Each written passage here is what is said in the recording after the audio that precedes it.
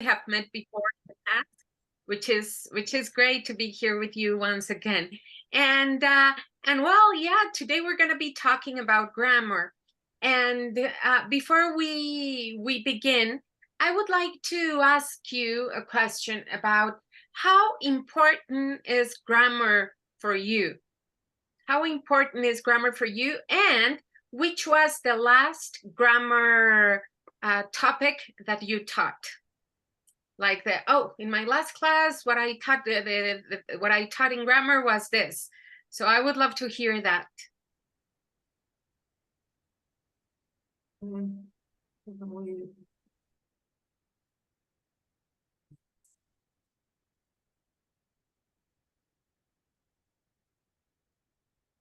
Anybody? Well, I can share with you while you think. The last, remember, I'm still a teacher, and I teach in UNAM, just like my biodata says. And the last topic that I taught was modal verbs for deductions. You know, oh, it must be this. Oh, he can't be like that, or it must, can, could, right? Using might, like when we observe something and we make deductions about it. And I remember I made an activity where I showed my students the picture of a friend who is a public person. So I guess there was no problem in showing his picture. And they were making drawing all these conclusions and making their own deductions. And it's funny to see how their deductions didn't have to do anything with what this person does for a living and all that. So it was a lot of fun. And at the end, I told them, okay, yeah, well, this person is this and that, and we confirmed their deductions. I played some music and they had to listen to it and say, oh, it must be Elton John, or it must be Led Zeppelin because this or that, or it could be, and like that. So I think it was a nice activity to practice models of deduction. So now what about you? What about you? Tell us, who would like to share which was the last grammar point that you taught, and how was it? Okay, thank you, Ada. Was related to the simple present of the verb to talk about possessions. Okay, excellent. Thank you, Ada. Thank you. Anybody else? Okay. Well, I don't know if you can hear me. Yes? Yes. Well, we are starting 1 week ago, so we are basic, and they are doing verb to be, verb to be. Okay, I know that grammar is important, but students, they have to know that they are not have to think about grammar. They have to talk, and little by little, they are going to get all the grammar involved. Yes. Yeah. Okay, good. So you have like a basic level, and so you're teaching the verb to be, and you're trying to let the students know the importance of grammar. Okay. That's great. Thank you, Olga. Anybody else?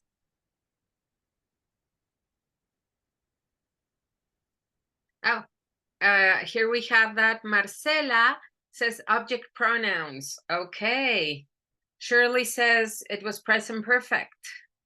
Present perfect. Okay, so yeah, we teach grammar all the time, and that's why we're here, right? To review a little bit how we can teach the grammar in using World English. So I am going to share my screen. Give me 1 second.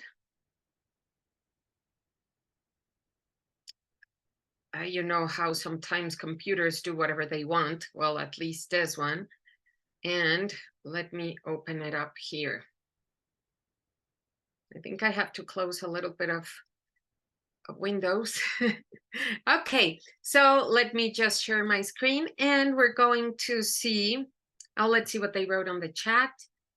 Glad to participate. Thank you, Jose. The students and I introduced our favorite possessions and tried to describe the main characteristics of their possession. That's a very nice activity. Nice activity. Okay, so let's see. We're gonna start with talking about grammar, like I was saying earlier. And thank you for sharing your last grammar point, the last grammar point that you taught. Okay, so here we have, give me 1 second. Presentation is opening.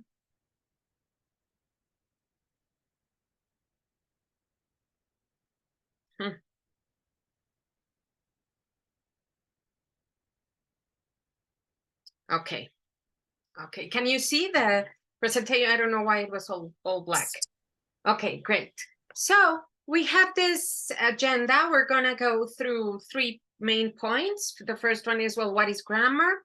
How is grammar on the series organized? Very general overview. And then how to teach or how to do the activities, how to practice grammar with our students, adapting it to world English. And of course, then at the end, if time allows, we will have some questions and answers or comments. Yeah. So I took this definition from the Britannica encyclopedia. Well, I was going to ask you what grammar is for you, but tell me if you agree with this one, right? With this definition. So it is the structure of a language that any native speaker of that language knows intuitively, which is something very important, and we're going to talk a little about this. So the systematic description of the features of a language is also a grammar, right? The features, the characteristics that a language has is also grammar. So these features are phonology, you know, the sound, morphology, the word formation, how the words are formed, the syntax, the arrangement of words, the semantics, the meaning. And I think something is missing here in this definition, which would be the pragmatics, right? How do we apply the grammar, in which context? So we have to consider all these aspects when we are teaching grammar, because we do, well, we know the phonology or the sounds, we do it through pronunciation, and maybe we don't teach it like that, but we do teach them. For example, if we are working on the verbs in simple past, regular verbs, we do practice the rules to pronounce the words in simple past. We will see some like all the pronunciation of the verbs in past participle, or reduced forms like the contractions with the verb to be. So we always teach a little bit of pronunciation with the grammar, right? The word formation, we see prefixes, suffixes, we see compound words, and all those things that make words, or aspects that conform a word, but also that putting together all those words are going to make the syntax, which is the order of the words, right? And of course, the meaning, putting the words in this certain order, putting the words organized in a sentence. What are they telling me? What the meaning is, or what are the sentences communicating? But as I was telling you, I think it's very important as well to add the pragmatics of the language. So when do we use this grammar structure, or how do we use it? In what situations? And we know that World English is presented, all the grammar is presented through functions. So it is more presented like in a pragmatic way, right? So the students are going to learn how to give advice, how to order in a restaurant, how to talk about likes and dislikes, for example. I'm just saying some general functions. They're going to learn that is the objective. We have a function. And now, how do we accomplish that function? How can we make our students order food in a restaurant, describe a person's personality, all the different functions that we're going to be working on? So the pragmatics at the end might be one of the, well, not the main important aspect of the grammar, but a very, very important aspect, because once again, if we have the grammar, but we don't know how to use it, there's no connection and there might be no point, right? So we always, I'm sure you as teachers always consider all of these areas that we have to cover in language.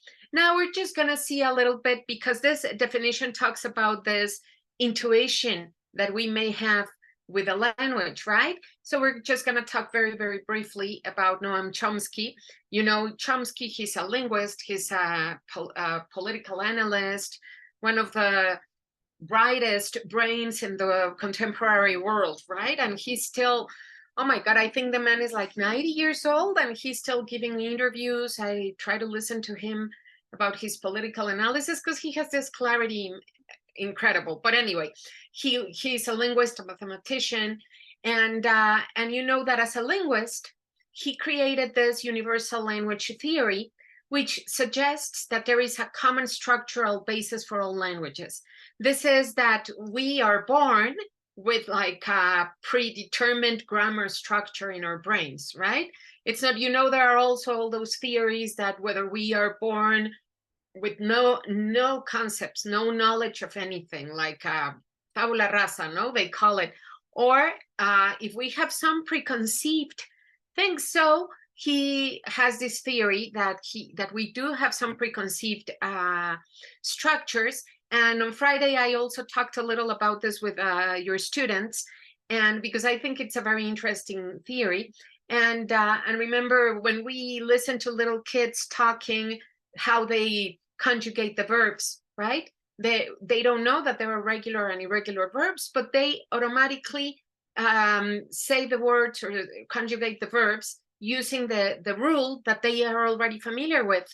So they make mistakes like no sabo or no cabo, right? Because they are using the verb caber or the verb saber like a regular in a specific conjugation that they have already acquired. So it is like, well, that shows us that, yeah, maybe we do have that preconceived, or they're using their logic in such an advanced way that they can use it and conjugate verbs without us teaching them, right? So in this internal language mechanism that Chomsky proposes, it is supposed that we can learn more, we can learn faster and more effortless the grammatical structures, right? However, maybe, well, we learn the grammar of our own language without effort, right? We do it effortless. We never think about the subject, the verb, the complement, and how do I put the tense and everything. We just learn it naturally, right? Without making any effort. And we draw our conclusions by conjugating or using the words in a certain way because we are familiar with the structures. But it is something we do effortlessly. But as we grow old, you know, we want to learn another language or a second or third language, then that's when things get a little complicated because we need it cannot be so so effortlessly because we usually need a structure and more guidance, right? And we can say that also Chomsky says that doesn't matter the variations. The languages, of course, have variations, some of them, a lot of them, but they all have a syntax. They all share underlying syntactic categories and grammatical features according to his theory, right? So they all have a grammar, they all have a syntax, they all follow a structure, but they are different. Some of them are similar. We are teaching English, and we can say that the structure is very similar to Spanish because we have also subject verb complement, right? Whereas in other languages, it is totally different. But we can say that, well, the general structure can be similar. But well, we know that this, if we think about the universal grammar theory of Chomsky, we might think that, well, then maybe it is easier to teach grammar deductively, using and exploiting this natural way of teaching and learning grammar, as we grow up. Well, maybe teaching grammar like that might be more natural and might be easier, but well, that's what you have to decide, right? At the end, you decide.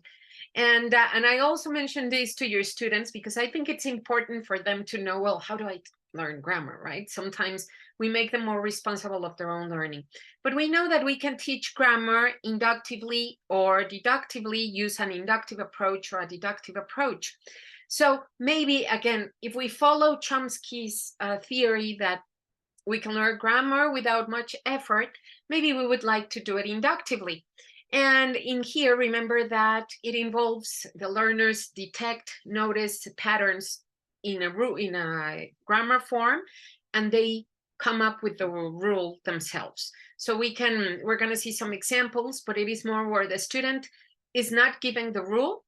They are giving examples, they're giving sentences, and from there, they're going to come up with the rule. So, of course, there are so many theories about grammar teaching, and we could go through all the different approaches that have existed throughout time, or English language teaching, and we can go to the grammar translation method or the audiolingual method, communicative approach, and all the different approaches that have been created, right?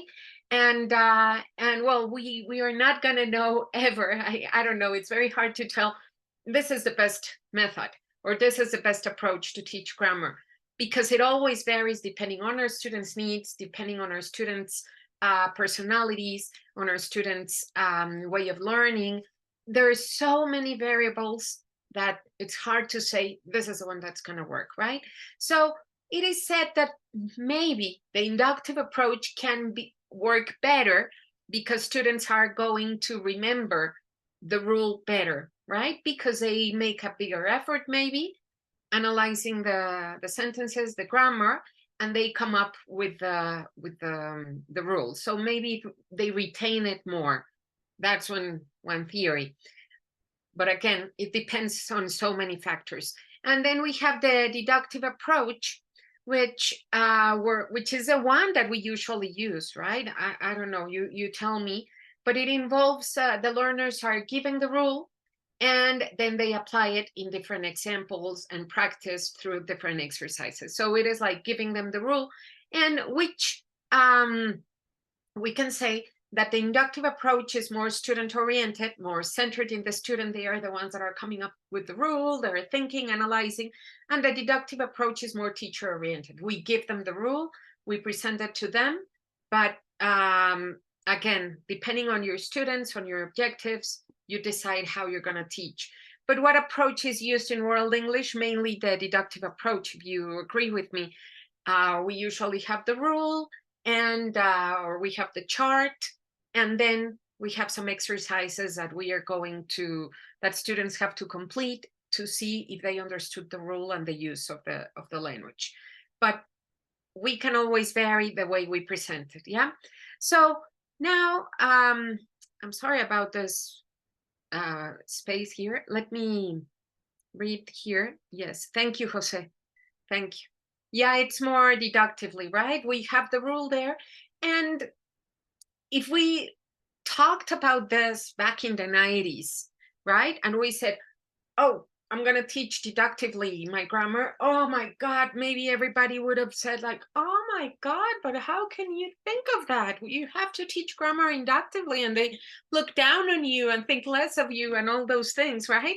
Because I remember in the 90s when I took teacher's course, no, it was totally forbidden to teach grammar deductively. So you had to, it's a lot of work. It requires a lot of work. It requires a lot of creativity and thinking on how am I going to introduce the grammar without telling the students the rule, right? And of course it works, but sometimes it's hard to get the students to come up with the rule. So maybe the most direct way of teaching grammar is deductively, just like in World English. And also when we are teaching to adults, it's like also maybe easier because we can understand all the different aspects of the grammar. But how can we teach grammar inductively? Well, we give students examples of the structure taught. It can be sentences, a paragraph, or a dialogue where the form is used. So there are so many ways of doing it: a small text, just simple and plain sentences, a dialogue, something that we can come up with. In your case, for example, with World English, you have the conversations. So the conversations are a great means to practice fluency, pronunciation, the structure in a context. So you can vary the way you present the grammar, and maybe sometimes use the conversation as an example for the students to come up with the rule, or at least find an example of the function, of the aim that they are working on. Yeah, so, but it is, we can use those conversations or create on our own. then we know that then students analyze the sentences or the paragraph or the conversation and come up with a rule. And they should use all the resources they already have. What I mean with this is like students, you know, they already have some bases, they already have some grammar. So based on that, like identify the verbs, they know a lot of verbs, they know some vocabulary words or pronouns. So based on what they already know, like we can help them by, okay, look at the verbs, and they're gonna know the verbs, right? So we can guide them to build the new rule on what they already know, so they construct their own learning. Yeah. And then maybe as a whole class, we can write down, you can all write down a rule for the form studied. So, okay, we have like here, I have an example here to teach the simple past. So this is, we have the sentence in present and then in past, pretty much the same sentence, right? With very few changes. So we can ask our students, okay, they know the simple present. So they read the first one, which is the verb. What happens in the second sentence? What happens to the verb in the second sentence? Oh, it has an ed. Yeah. And why? What is it? Is it talking about the present, the future, the past? And they might know yesterday, right? Or last night, the last meaning past. So they know that, and they're, oh, so it is talking about the past. So what happens when we talk about the past? Oh, so we see that in all of them, the verbs have ed. Ah, okay. And then maybe we introduce the regular verbs, or we introduce to them some irregular verbs in these sentences as well. So they see that there are different types of verbs, not just regular. And also we can ask them to, okay, what happens to the verb in past? In present, we have visits when it is third person, and we have walk when it is day. So what happens in past? Does the s stay? Is there any difference between the pronouns whenever we use one pronoun or the other? So it's just a very simple way of presenting it. But once again, it is student-centered, which is great, but it can also be a little bit more time-consuming. Another way is like giving them a paragraph. Last Friday, I walked the dog in the morning. Then in the afternoon, I promised my mom to help her with the house, so I cooked lunch and dinner. Then in the evening, I called Michael and we watched a movie. Only regular verbs, the same. So last Friday, is that present? Is that future? Is that past? The students think, now identify the verbs, what happens to the verbs, and then they can come up with the rule. Oh, in simple past, we use ed. And maybe then we give them an irregular sentences or a paragraph with irregular. Oh, but look at this one. And they can continue building their own knowledge. But it is like, usually it's by giving them a text, sentences, again, the conversations that you have on World English, or a dialogue, or something that we can give to them where they will analyze and they will have enough examples to come up with the rule. And that's also something that makes teaching grammar inductively a little hard. Maybe we want to use authentic material or something, and sometimes they don't include us enough examples for the students to analyze and come up with a rule. So we have to create our own. Yeah. Okay. So how can we teach grammar with World English? We know that it is taught deductively, and here we're going to go through some tips on how we can work the grammar in the series. So the first one is we have to start from the basics, right? The basics. Just Miss Olga was saying that she's teaching the verb to be. So the students have to know what a verb is. And because we learned our language more naturally, and of course we studied grammar and syntax in our school, at school in our own language, we should know it, but sometimes we don't, or we forget. So we might know what a verb is, but maybe not a noun or a pronoun. So it's like we have to go through that as well, right? So if we're teaching the verb to be, okay, what is a verb? Look at the order of the words. What is this? This is a subject, the verb, the complement, and maybe in beginner levels, try them to make them related to Spanish. sometimes that helps to relate it, so they will understand it better. Teach them the parts of speech, the adjectives, the verbs, I mean, throughout the course of the courses, right, of the levels, that make sure that they know all that, because also when they present a Cambridge exam or a different type of exams, many times there are a lot of, well, most of the times there are exercises where they have to change the form of a word, right, from a verb to a noun to an adjective. So they have to know also to understand a sentence. If they don't know the meaning of a word, they can know by identifying what part of speech it is. So yeah, I know I know it's a lot, but it's the way we should go, right? Then sometimes, once again, if we do it inductively, it might be very time consuming. So if you have enough time, do it inductively. But sometimes we don't have much time and we need time to practice and do so many other things that we want to do. So if we're going to explain the grammar and do it deductively, let's try to keep it short and simple. Yeah. Keep it short and simple. The KISS, we all know these acronym. So just keep it short and simple. If we go through the explanation, a long explanation, we're going to lose our students, right? And instead of telling them like, okay, so this is a present perfect and we use it to talk about experiences. And when you're talking and if we give them blah, blah, blah, blah, blah, again, we're going to lose them. So it's best to give them lots of examples, right? Give them examples. And also, as we give them examples, we can also ask them to analyze and use a little bit of inductive approach. So we give them examples, they see the grammar in examples, and that helps them understand it better. But the whole explanation of this is when we use it, it's we should try to keep it short and simple. And I think that one way that we can do it, where we combine both approaches, can be that we write a sentence on the board that maybe we take from the book and that you take from the chart. And okay, so what is happening in this sentence? What is this sentence trying to say? What is this? Yeah. And like, for example, I have, when I teach the second conditional, they already know the first conditional usually. So I give them a sentence of the first conditional. Oh, what happens? How certain is this to happen? Is this going to happen? Etc. Then I put the second conditional, a sentence, and is this, what do you think? Do you think this is going to happen, or does this happen in the past?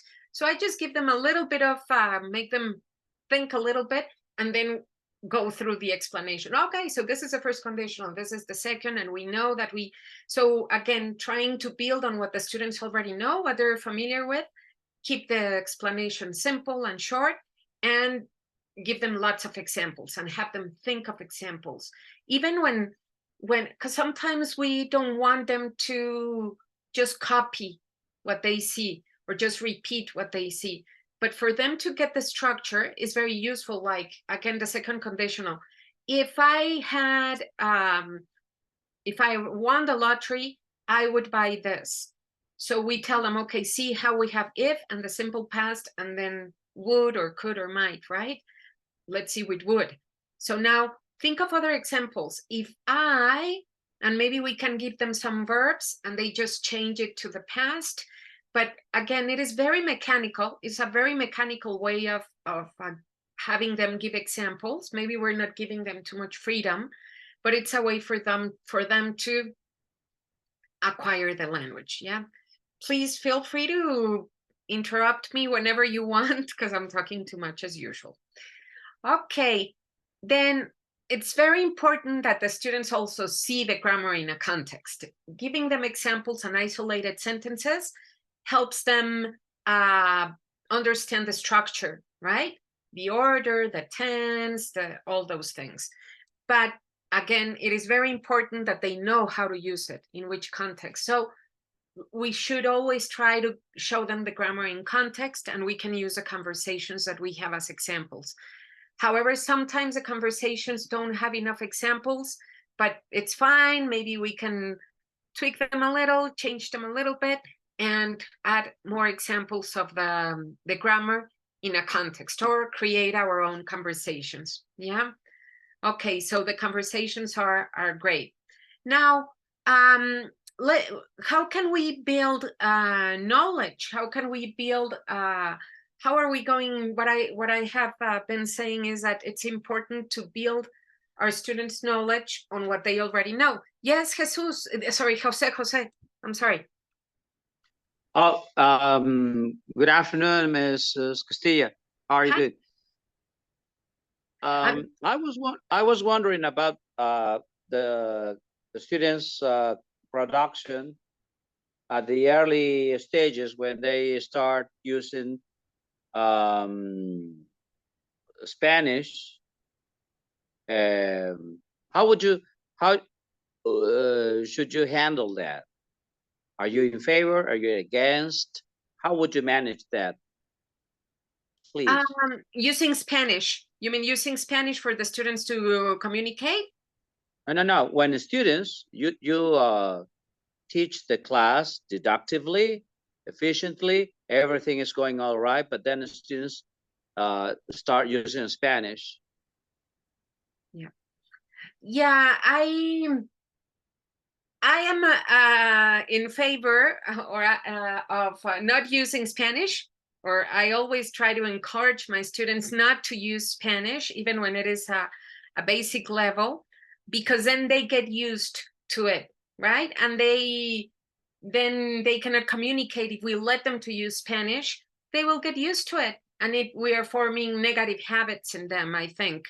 So I think that we have to try to avoid using Spanish and them using Spanish as little as possible, because that's going to force them to speak in English. Of course, there are moments when they have no idea on how to say something, but and sometimes they say it in Spanish. So what I do with my students is like, okay, how would you say that in English? You just said it in Spanish. In English, how is that? You know that, so tell me. And they're like, okay, and maybe they make mistakes and we correct them. But I think that we something else too is try to keep the class controlled, in the sense that they are going to communicate about the topics that they are working on. This is that they don't control like closed, like, okay, if we're working with the verb to be, let's just keep it to talk about a person, talk about nationalities, talk about physical descriptions, talk about or simple present, talk about routines, and don't try not to mix other conversations or other topics where the students will need other tenses. And I know this is not very authentic, but it's a way of keeping them focused on the structure and not lost. I think that Spanish should be limited, very, very limited, and try to encourage students to speak English as much as possible. And I remember I said that I told the students last Friday to do some translation, but that helps sometimes with I don't understand. So maybe not using Google Translate, but trying to translate the sentence to Spanish just to make sense. There are some structures that we need to say it, just in those extreme cases. I don't know if I answered your question, teacher Jose. Thank you. Thank you. And I'm sure you have had this experience, right? Like, I remember when I was in middle school and my English teacher, she wouldn't listen to me if I talked to her in Spanish. I remember telling her, oiga, miss, no puedo, what? Que si puedo, ¿qué? And she would ignore me. And I remember that so much. And I was like, oh, okay, I have to say it in English, right? And I forced myself to say whatever I had to say in English, even with mistakes, even with not exactly the way we wanted to say it, but we can help them to build that, right? Like, okay, you already know this. Yeah. My students do it all the time. Ay, ¿se lo puedo decir en español? No. No, try it. Please try. Ay, and they suffer. I know they are suffering, but otherwise we make things very easy for them, right? I mean, I don't want to affect them and make life miserable for them, but maybe just push them to make an effort, right? Okay, thank you very much for your question, Jose. Now let's see. We know this structure. We have known it since forever. I know you're all teachers, so you know the PPP. It's very traditional. It's something that, but it's everything. If we take a look at the books at World English, and we analyze the structure of a book, the grammar, how grammar is taught, it is the same, right? We're going to have presentation, practice, and production. So we present the grammar. Let's take advantage of what they already know, build the new information on what they already know, like the verb to be, and then we teach the present continuous, for example. So we have the verb to be, and then we add, and now look, what is going on here? I am studying, I am playing. What does it refer to? And ask them some questions. Yeah, but we build upon what they already know. So we give a presentation. We remember that it's we keep it simple and short. Then we do practice, but it's going to be controlled in a way, right? We're going to have some controlled practice. And this practice is going to give, it's an opportunity for us to do formative assessment. So we give them a series of exercises. No, we like on the book, we have exercises, or we bring them, we ask them to do them on the book, on the workbook, or on the online, on the MyELT, or we bring some additional exercises. But this is an opportunity for us to assess our students. And we should always, or as much as possible, always have a safety net, if we can call it that. So when the students are practicing, we give them exercises and they make mistakes we are assessing them and no, they didn't get it. We have to have a safety net, which means an additional exercise or a different way of explaining what we were working on and giving them more practice. Because sometimes we are like, ay, pues ya no lo entendieron, y ahora qué hago, no, pues ya next, no? Let's go to the next exercise or the next activity. And then there's going to be a void in our students, a gap, and maybe we resume the next class, but sometimes it's hard to follow up. So let's keep something always there that it's going to allow us to, okay, if I see that they didn't understand, then I can put this activity or do this other activity. Always have something there on the side so the students can continue practicing, yeah? And then, of course, after they have practiced and they have acquired the structure, okay, now we get them to do more productive activities, yeah? So we're going to see some examples of, well, I have already mentioned some of these. Here are some tips, and then we're going to see some examples.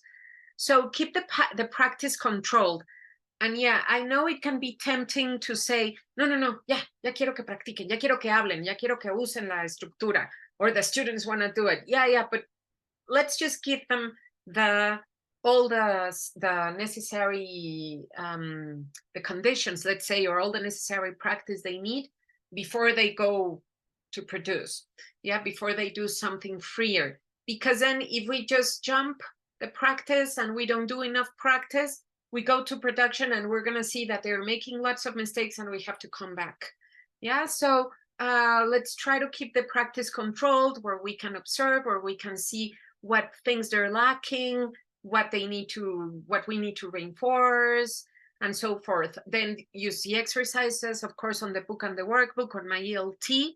Have them write sentences or examples. This is very mechanic and very controlled, but write examples. And again, it doesn't matter if it's just substituting the verbs. That helps them to get the syntax, the order of the words and the structure.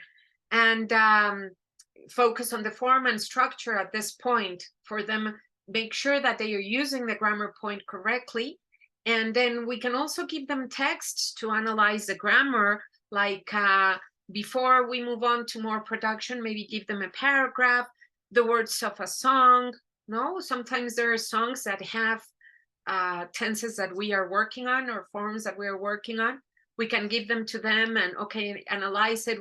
Which examples do you find here of the structure, how it is used, but it's still focusing on the form. And of course, do activities and play games. We can do it here with controlled practice. Sometimes we see games and activities as a free practice, but at the end, they're very controlled because we're focusing on one structure. Yeah. So, for example, if we are working on questions and question words, if we want them to review the order of a question and we are working on question words, we can do this type of activity. So they only have to complete using a question word: when, where, how, what, etc., who, and then they have to answer. And let's see how much they know. And these are only 5 sentences, but we can make a whole questionnaire of 20 questions, right? And here I try to show you some activities that you really don't need much preparation.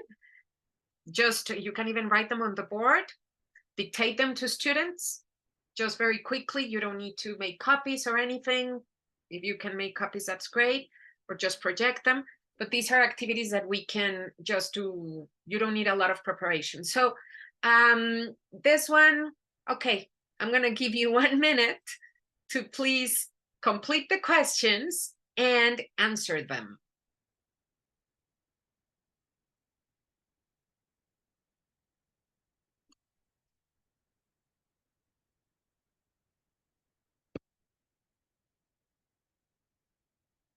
Right.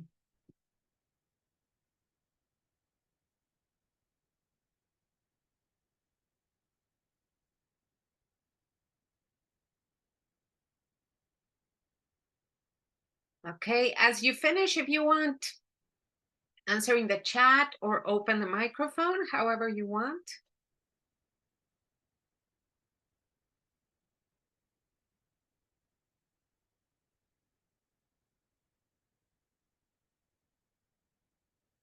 Okay. Who, number 1? Okay, good. And who is Julia Roberts? She's an actress. Great. Thank you, Shirley. Thank you. Number 2. What was? Yes. And what was, sorry, Shakespeare's first name? What was just, oh, I don't remember.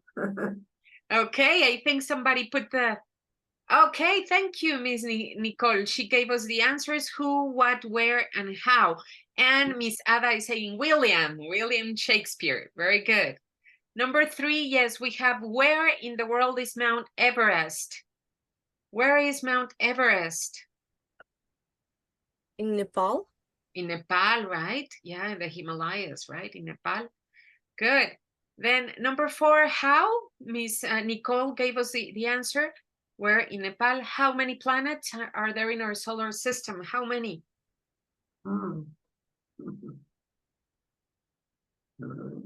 There are 7, right? Uh, 7?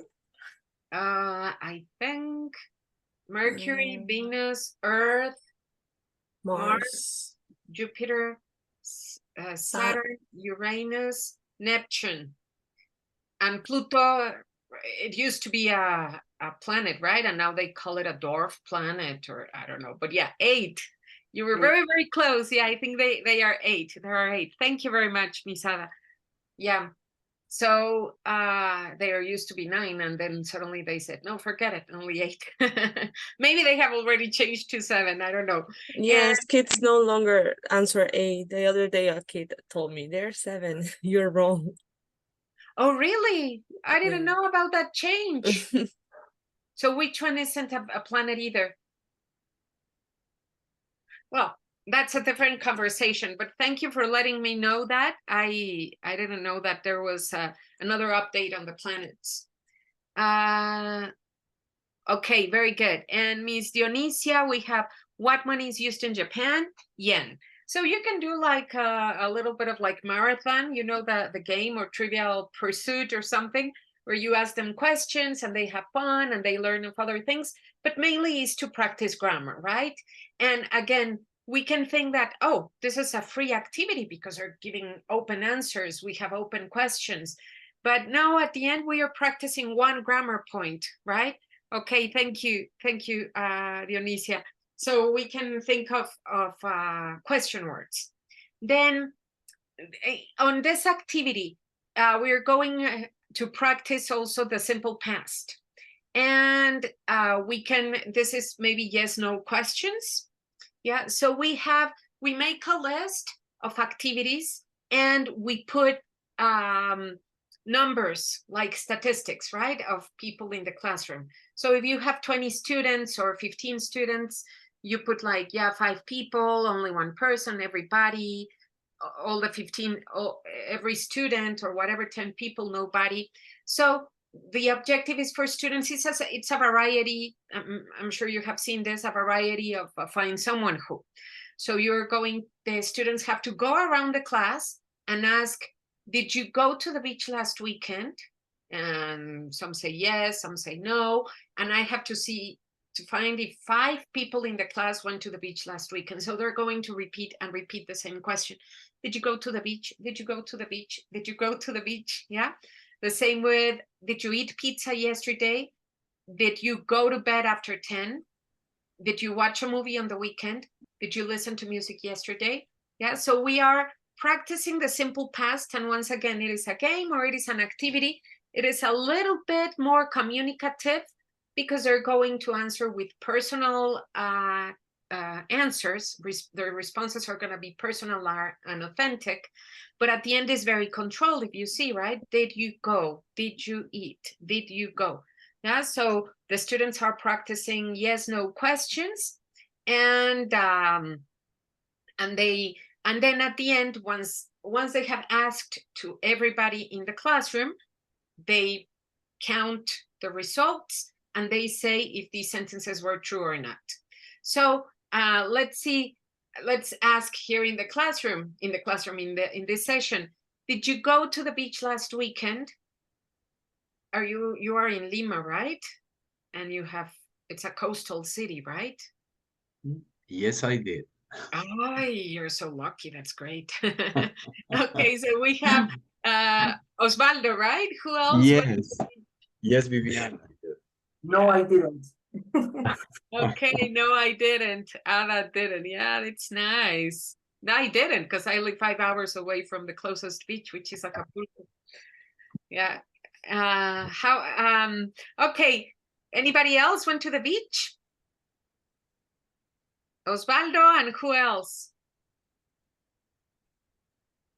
I was about, but then I had classes. Whose classes? Yeah. Okay, so this is not true because only Osvaldo.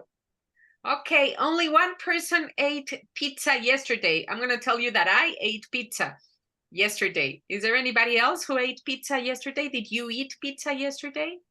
No. No? I didn't. No? No. Okay, so well, if I can be included in the activity, okay, only 1 person, we can say it's true. Everyone. Did you go to bed after 10 p.m.? Yes. Yes. Yes. We always. Okay. Exactly. So it looks that this one is true.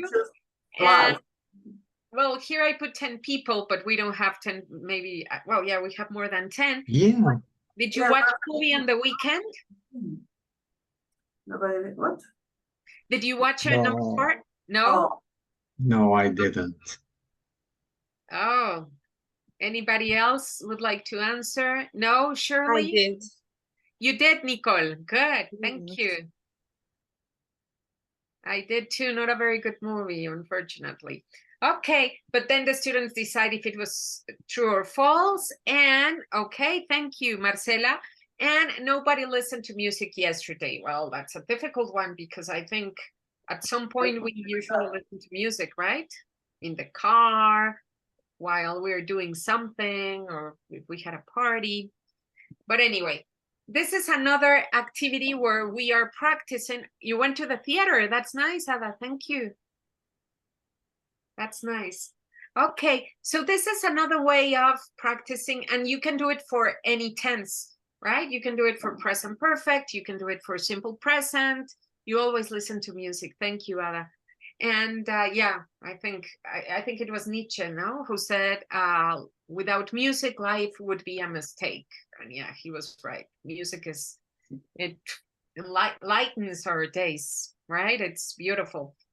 Okay, so you can do it with write the sentences the same. You don't need a lot of preparation. You have the sentences there, and you can put it with simple present, simple past, present perfect, past perfect, whatever you can think of, right? With many other forms.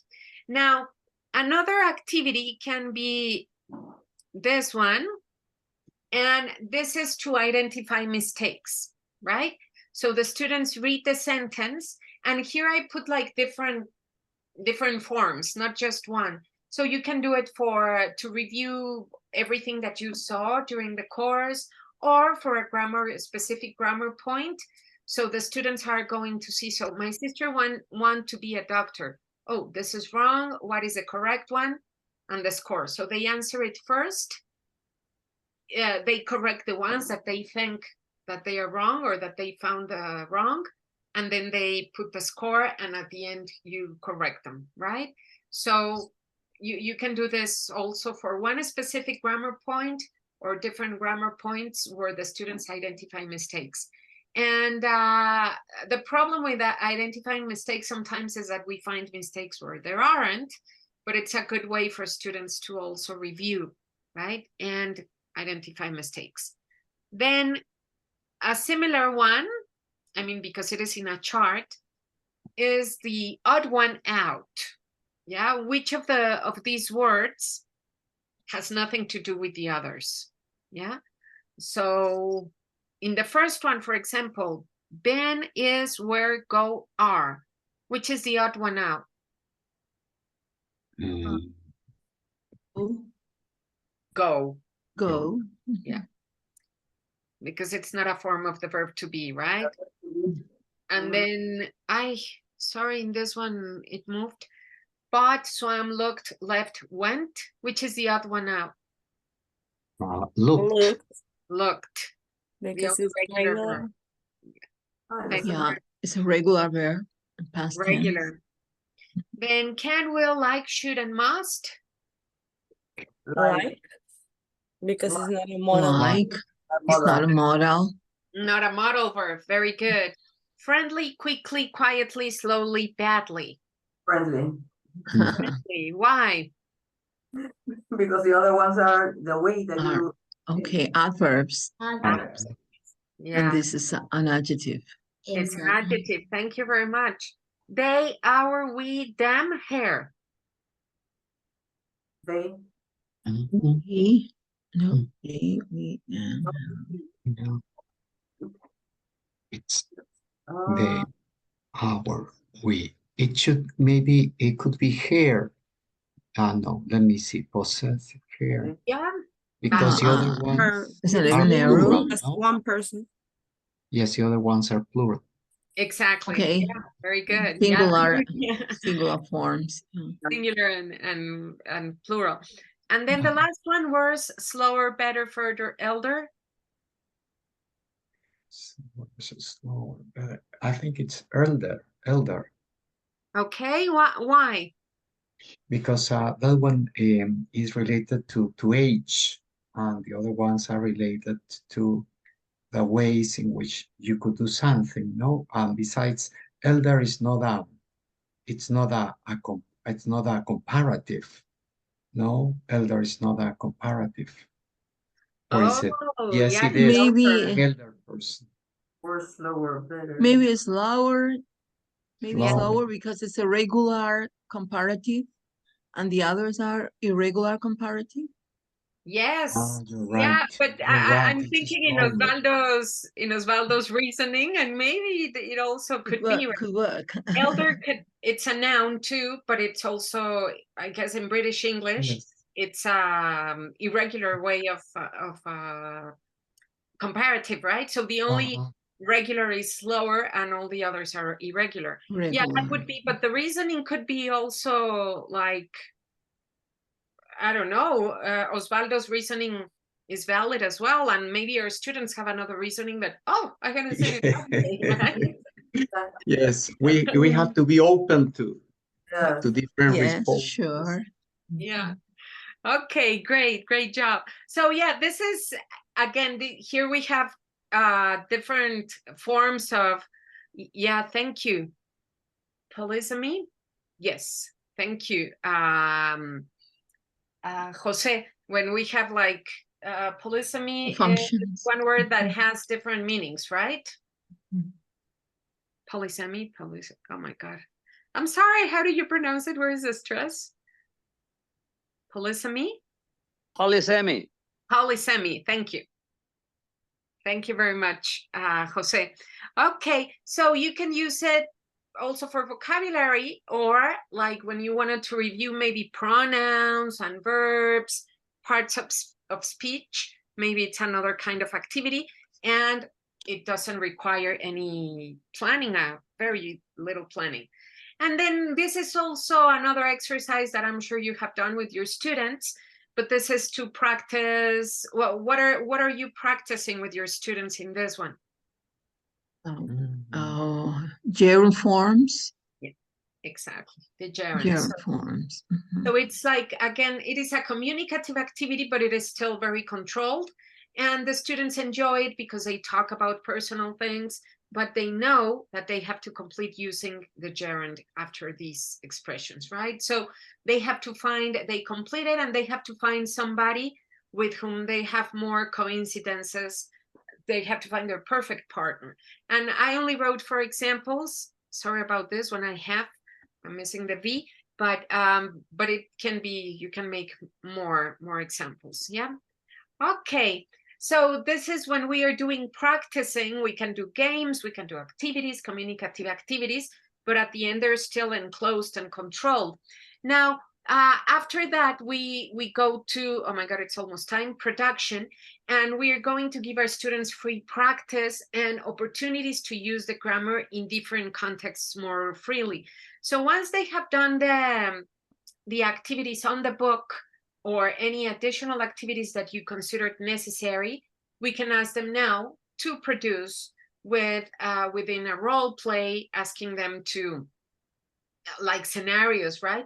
Imagine that you are at a hotel and you want to call, maybe it's requests and you want room service. So how do you call? And they have to do it naturally. So they are producing. In here, it is way more open because quite likely they're not going to use only the structure that we taught. They have to use many other, so they have to come up with all the resources that they have of the language. Discussions, debates, interviewing each other, writing texts, writing an email, writing a note, writing whatever we can think of. 1 minute talks, like if we are talking about simple past, for example, okay, in 1 minute, tell me what you did last week. And they have to, well, it's going to be productive. It's still enclosed, but it is way more open than just giving them exercises. Yeah. Now, another way of doing grammar is where students take the teacher's role and we do some flipped classroom. And we know what the flipped classroom is. It is that we give the students a video, for example, explaining the grammar, and they have to study on their own. And maybe the following class, you only practice on that grammar point. So you can ask the students to go through the chart that they have on their book and the grammar reference. Okay, study it, look for any other information that you need. And the following class, the only thing that they're going to do is just practice.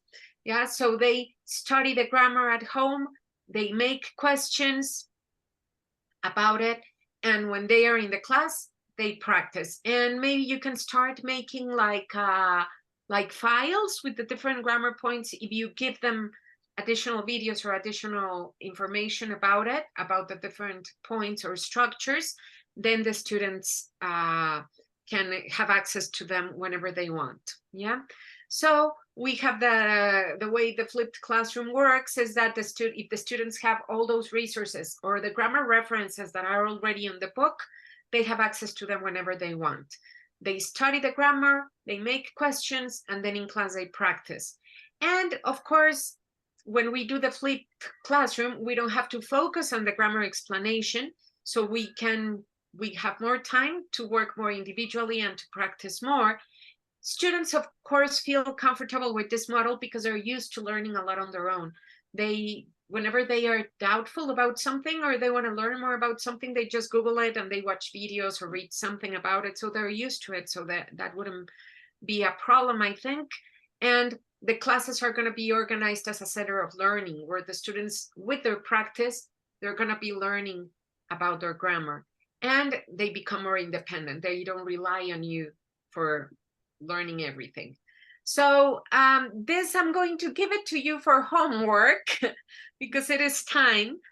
Share your favorite grammar activity. It can be one that we saw or your own, like I always do this activity and I love it because it works very well. So we can all enrich our grammar activities and our classes, yeah?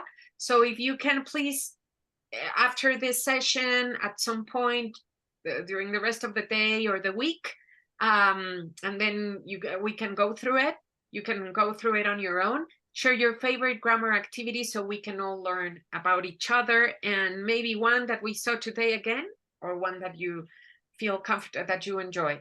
And well, here we have, it is better to fail. I just wanted to end with a quote.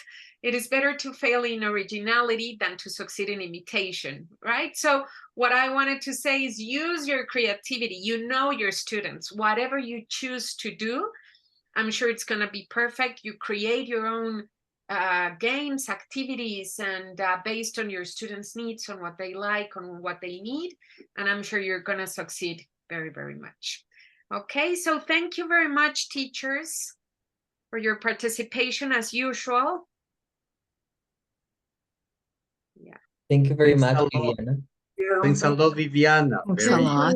useful, Thank you. interesting, Thank you. and dynamic. Enjoyed it a lot. Thank you. Thank you very much. I don't know if there are any questions for Viviana. Yeah. Well, sometimes, Viviana, we have a combination of students. Some of them already know the grammatical rule, the grammar rule, they know it, and some of them don't. No? So we have this kind of, how can I say this, hybrid, no, composition of our classrooms. No, how could we deal with this when, well, teaching or practicing grammar? Okay, thank you so much for your question, Osvaldo. And what I would do, and what I think what I suggest is to ask those students that have better level of grammar. Maybe they are the ones that can set examples. You ask them to give examples at first, so the ones that are a little bit more behind learn from them as well, right? But in front of the whole class. So maybe use them as I say, to help you with the class, right? To build the class by giving you examples, by maybe explaining a grammar point or something. And then what I wouldn't suggest is that sometimes we say, okay, so I'm going to put this student that is more advanced with this student who is struggling, so this can learn from this one.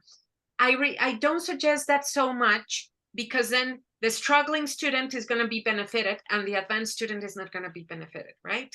So what I would say is, when they work in small groups or individual or in pairs, put the students that have a better command of the language together, and maybe give them a little harder assignment if possible, or double the work.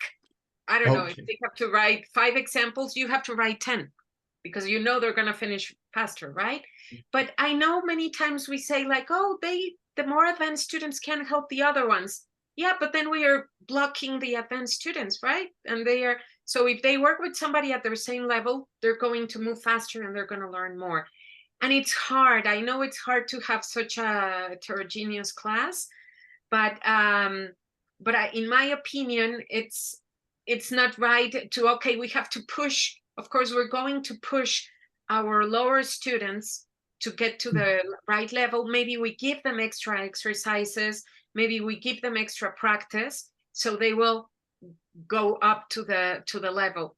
But not trying to put the other ones así como, no, a ver, no, tú ven para acá, you don't go, you don't use it. No, it's better to push the ones that are lower and let the others.